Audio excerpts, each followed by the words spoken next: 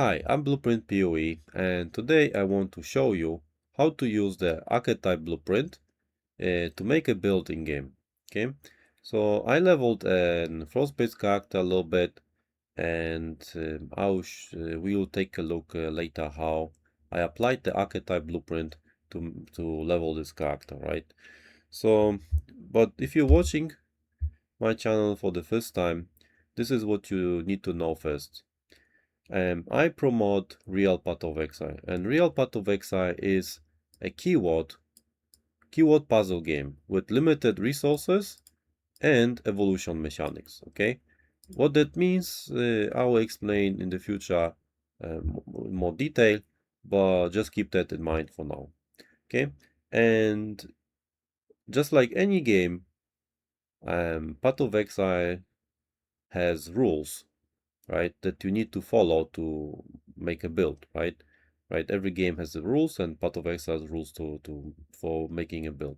Okay, and there are basically three rules that you need to know in Path of Exile to make a build. Okay, so the very first rule is build equals list of keywords. Okay, so where does this idea come from? Very simple. Path of Exile has 6 different systems, and each of those systems is made out of keywords. And if I put those systems all together, then I'll basically get a long list of keywords, right? Every time I add some gear and gems into the character, and all together I will have a list of keywords, right?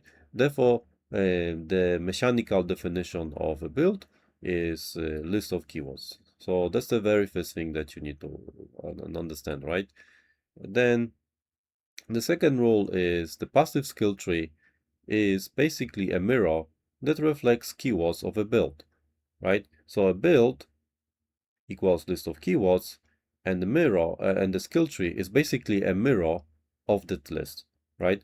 So all you have to do is put together a character in game. So you put in items and gems, you write down, or with some practice you can, like me, you can just do it in your head, but you write down all the keywords onto a list, and then you reflect one by one onto the skill tree until it works, right? So effectively what that means is that you do not decide where you go in the skill tree based on the skill tree, but you decide where you go on the skill tree based on what items and gems you have equipped, which is the opposite of what you would do in Path of Building. In Path of Building, you would start with the tree first, and in real Path of Exile, you would start with basically items and gems first, and then the tree, right? So it's the other way around, and that simplifies it a lot, right? The number 3 rule that you need to understand is no more than 24 passive skill points investment into attributes. Okay, that is a very important rule. Basically, how do I explain it? I'll explain it in more detail in future videos, but I want you to imagine that the game Path of Exile is called Path, right? The first word in the game, the name of the game is the path, right? And the 24 passive skill points on the tree are the correct path, correct balance to the path for you power nodes, basically, right? I hope that makes sense, right? And basically once you have you path correctly, the puzzle game, the keyword puzzle game, falls into place correctly. So I hope that makes sense. I'll make more details about it. So this is the rules that you need to understand to make a build in Path of Exile. And now let's go and take a look at the Archetype Blueprint once again. So today I will just focus on how to solve the damage part of the Archetype Blueprint. So we will take a look later on the Frost-based character. So just think about we have a Frost-based character, and Frost-based does a hit, a cold hit. So basically we need when we have the keyword hit, that keyword is made out of flat damage, mostly physical and cold because there's a convert. Then we have increased damage, right? Because I have a sword, so that's increased damage with swords, with cold damage, and generic increase damage on the tree. And then you have like more damage multipliers, which I'll show you on how I solved it on that character in game soon. Then obviously we need to solve accuracy because we are an attack build, and we need to solve action speed, which in our case is attack speed.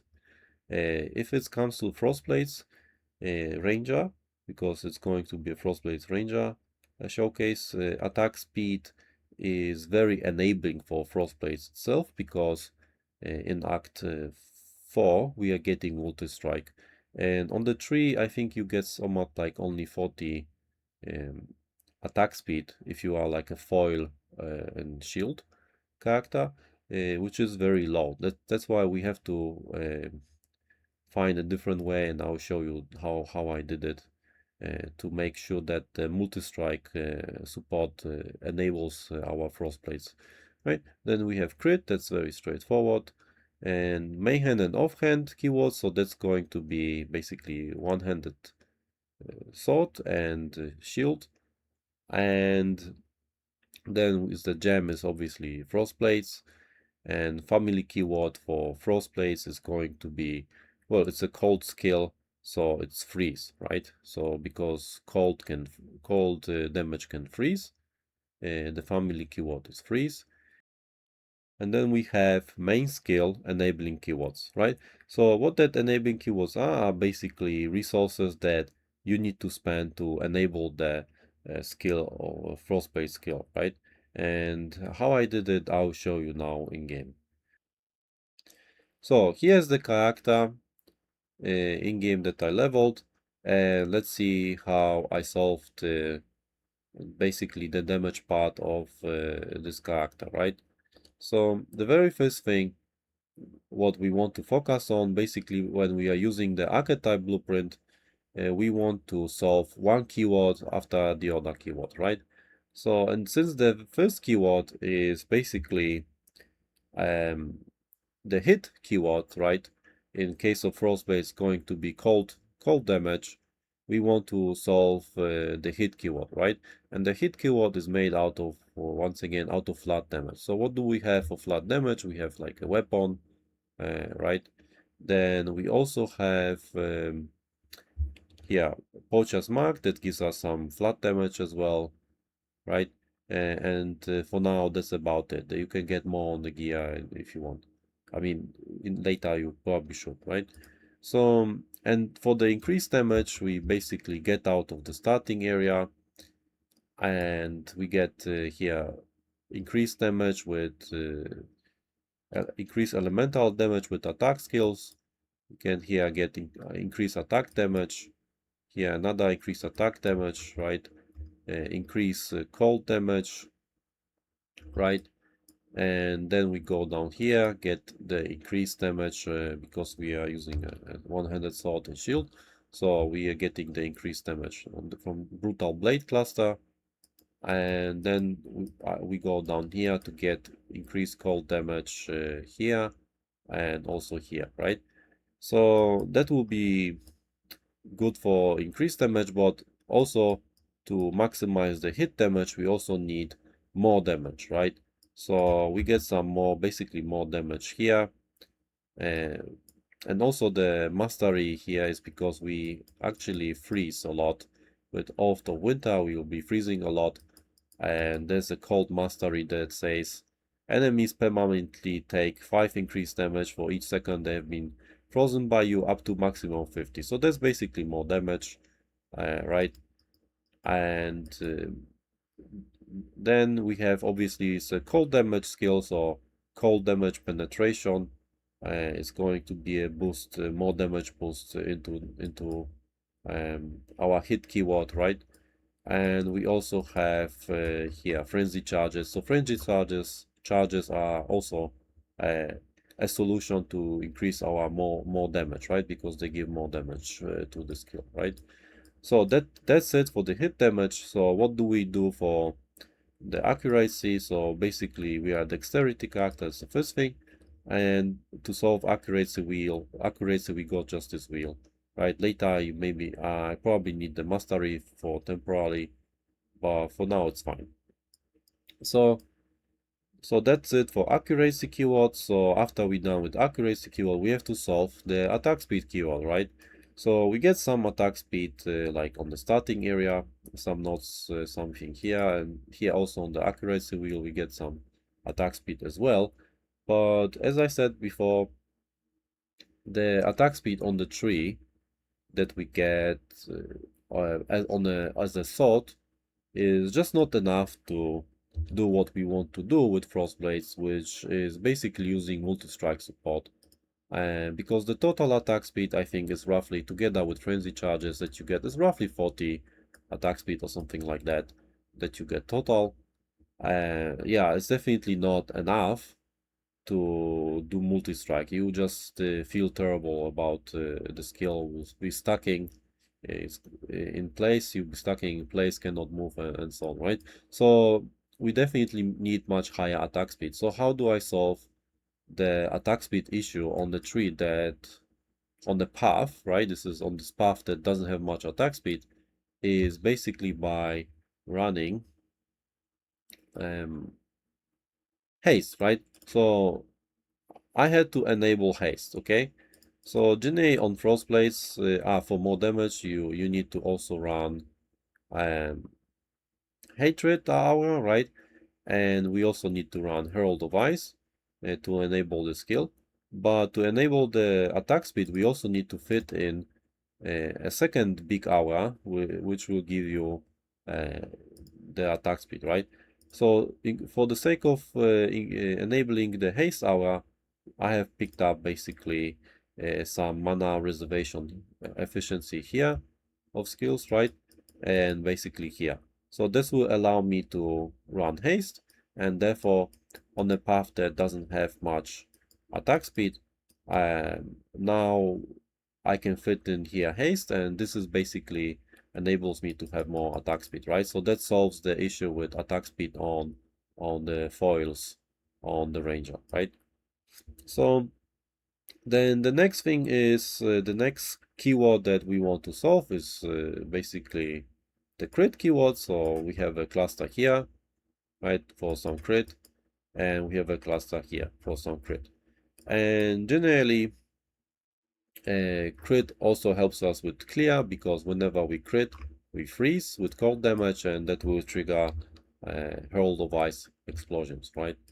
And also we have some chance to freeze here, right, to help us clear as well, right, for Herald of Ice explosions. Okay, so then and freeze is also a family keyword from the cold damage, so we want to have it as well, right? And there's some advantages also for the more damage mastery on the cold mastery, right? So and basically it's very self-explanatory. What enables the skill Frostblades is also strike range, right? So the playstyle is much more comfortable if you have some strike range on the skill. It will be basically much better for positioning on bosses. You have to dodge less, and you can just stay in place and keep doing damage. So it's definitely also much better for clear if you have some strike range. So I think strike range is one solution to enable the Frostblade keyword, right? Right. Another way to enable the Frostblades is basically also Herald of Ice, because we hit only one target, so that helps us with clear. And we have to enable the multi-strike, which we just before talked about, and this is basically the attack speed with haste, right? So that's basically it. And I think let me showcase you how this character plays.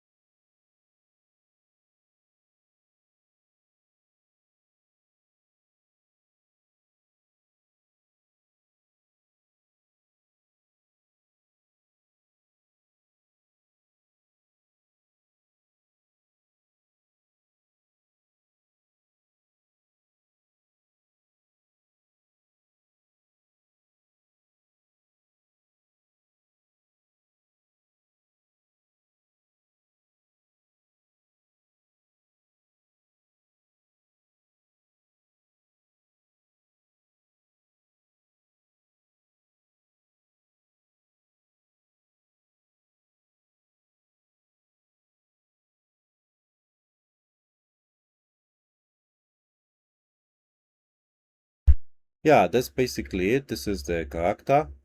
And yeah, thanks for watching, right? So to sum up, basically what you need to do is focus on solving one keyword at a time from the archetype blueprint.